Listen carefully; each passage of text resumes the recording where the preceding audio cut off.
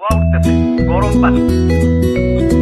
আর এর গায়ে দেখো, হ্যাঁ, গায়ে পানি জমে আছে, এটা হচ্ছে ঠান্ডা পানি। তাহলে যেটাতে ওয়ান লেখা আছে সেটা হচ্ছে আমার গরম পানি, আর এটা হচ্ছে ঠান্ডা পানি। এখন আমরা চায়ের পাতা ছেড়ে দিব। আচ্ছা তোমরা বলো, কোন গ্লাসে অনুগুলোর গতিশক্তি বেশি? 1 নাম্বার গ্লাসে নাকি 2 নাম্বার গ্লাসে? কোন গ্লাসে গতিশক্তি বেশি বলো? 1 নাম্বার গ্লাসে, মানে যেটা গরম পানি তার গতিশক্তি বেশি হওয়ার কথা, এটা এখানে বলা আছে।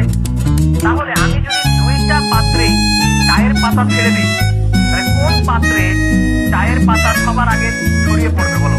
আমি যদি চায়ের ব্যাগগুলো এর ভিতরে দিই, কোন পাত্রে সবার আগে চাগুলো ছড়িয়ে যাবে বলো?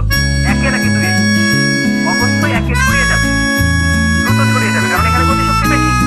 তাহলে চলো আমরা 2 পাত্রে একসাথে দিয়ে দিই, ঠিক আছে? 2 পাত্রে চলো আমরা একসাথে দিয়ে দিই।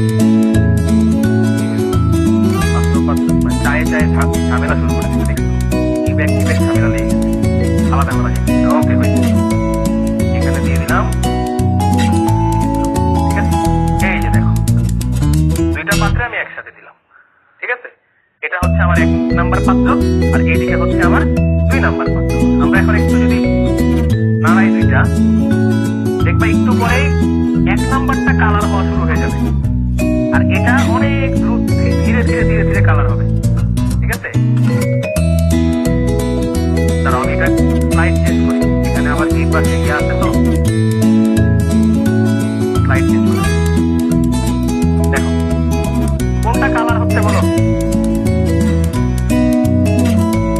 এই যে 1 নাম্বারটা, এই যে দেখো কালার হয়ে গেছে, চা অলরেডি ছড়াই গেছে।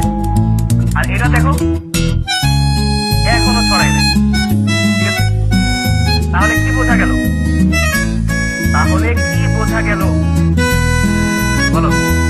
তাপমাত্রা বাড়লে এনট্রপি বাড়ে, তাপমাত্রা বাড়লে